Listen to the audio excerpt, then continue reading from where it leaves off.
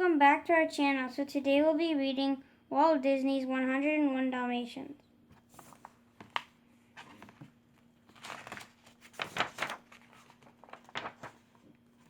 Once there were two Dalmatians named Pongo and Perdita. They lived in a snug little house in London. Their pets Anita and Roger Radcliffe lived with them. Nanny, the housekeeper, took good care of them all. One day Pongo got some wonderful news. Perdita was going to have puppies. Everyone was very happy. At last, the big day arrived. "How many puppies are there?" Nanny cried. "How many?" asked Roger. 8, Nanny replied. "No," shouted Anita from the other room. 11, wait, 15. 15 puppies. Perdita was very proud. "Pongo, you old rascal," said Roger. He thought the puppies were wonderful. "They'll get their spots when they're a little bigger," Nanny told him. Suddenly there was a clap of thunder. In swept Anita's old friend, Cruella de Vil. Her long fur coat trailed behind her. "I see the puppies are here at last," she said. "I'll buy them all." "They're not for sale," replied Roger. "You'll be sorry," Cruella snapped off as she stormed off. Pongo and Perdita were happy to see her leave. But Cruella wasn't finished. "They can't stop me," she cackled. Cruella hired Horace and Jasper Baydund to steal the puppies. "As soon as you have the chance, sneak into their house and grab those puppies," she told them. You must wait until the puppies get their spots," she added, "but then they will be mine." Each day the puppies grew bigger, and each day they got more spots. The puppies liked watching television. The show they liked the most was about a dog named Thunderbolt. "Get him, Thunderbolt," shouted Penny. "Time for bed," Pongo said when the show ended. "Aw, Dad, we're not sleepy," said Lucky. After the puppies went to bed, Pongo and Perdita went to the park. They took Roger and Anita with them. But as soon as they went out, Horace and Jasper went in. Jasper locked Nanny in the attic. Horace put all the puppies into a big sack. They took all 15 puppies. When Roger and Anita returned, Nanny told them what would happen. Roger called the police, but the police couldn't find the puppies. Perdita and Pongo were very upset. Then Pongo had an idea. "Let's try the twilight bark," he said. "It's our only hope." "All right," agreed Perdita. Pongo barked in a special code. "Yap and yeep and yelp and yelp yelp. 15 puppies need your help. Calling all hounds, yeepers and yappers. Please help us find their cruel kidnappers." The message was passed from dog to dog. It woke up Towser, a bloodhound who lived way out in the country. Growled Towser to Lucy the goose. "A message from the city, and important one too.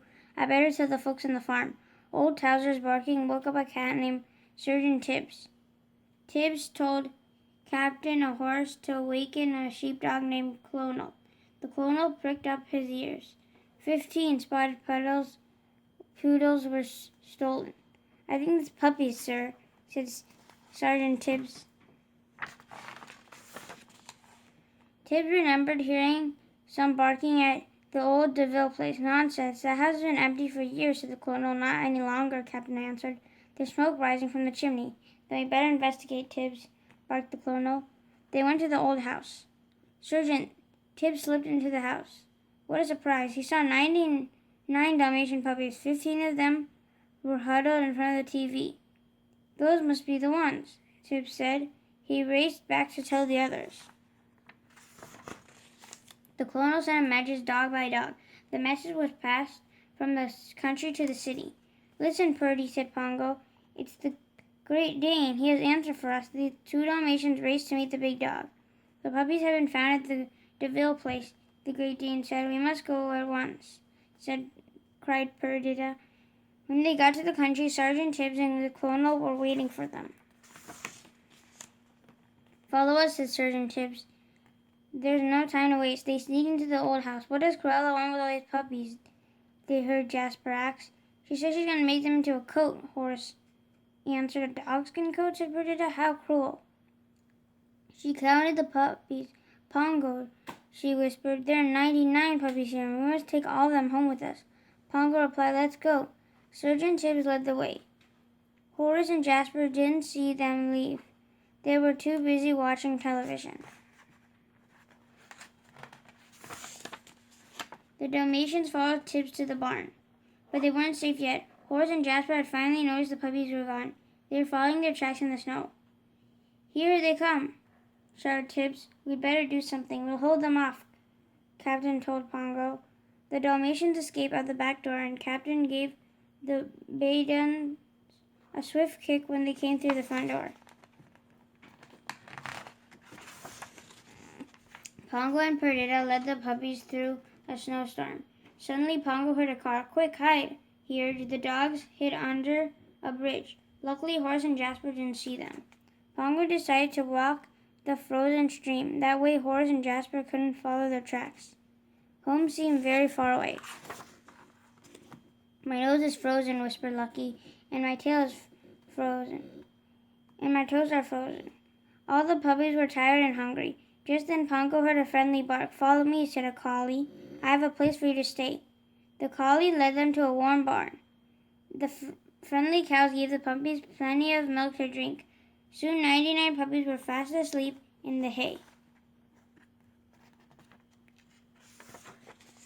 Pongo and Perdita thanked the cows and the collie. "Tomorrow morning you can go to the village," said the collie. "A Labrador retriever will meet you there. He'll show you how to get home." The next morning, Pongo and Perdita continued on their way. Pongo knew that Cruella would be looking for them. He tried to brush away their tracks with a branch. But Cruella saw the tracks. "They're headed for the village," she shrieked. When the dogs reached the village, the Labrador was waiting for them. He led them to an empty blacksmith shop. "I've got a ride for you," he said. "A van is leaving for London soon. There's room for all of you." But Cruella and her men had reached the village too. Cruella was angry with Horace and Jasper. Find them now," she shouted. "Pongo, how'll we get to the van?" Perdita whispered. Just then Lucky said, "Patch pushed me. He was covered with soot. He pushed me first," Patch whined. "He was covered with snoot too." That gave Pongo an idea. They rolled around in the snoot. "Look, I'm a Labrador. Come on, Purdy, let's all be Labradors." Soon the Dalmatians were covered in soot. "They were going to fool the nasty lady." The pups giggled. The van was getting ready to leave. "Better hurry," said the Labrador. One by one, the puppies got into the van. They almost made it, but the last puppy got stuck in the snow. The snow washed off the snoot. "There they are!" Cruella cried. The van pulled away in the nick of time. "After them!" Cruella shouted. Cruella drove too fast for the slippery road. "Watch out!" cried Horace. But it was too late. Cruella's car tumbled down a hill. Everyone landed in the deep, soft snow, but the car was smashed to pieces. Back in London, Anita and Nanny were decorating the Christmas tree. Roger was too upset to help. "I miss Pongo and Purdy so much," said Anita. "I know," answered Nanny. "Sometimes at night I think I hear them bark, but it always turns out to be a dream." "Wait," cried Anita. "Did you hear that bark?" Nanny phoned the door. A large black dog jumped on Rover and covered him with kisses and soot. "It's Pongo and Perdita with their little ones," cried Nanny. "You're going to dust off the puppies." Then Anita and Roger noticed the room was filled with dogs. All in all, there were 101 Dalmatians. "Whatever shall we do with them?" Anita asked. "We'll buy a big place in the country," said Roger. "A Dalmatian plantation." It was a very Merry Christmas after all. The end.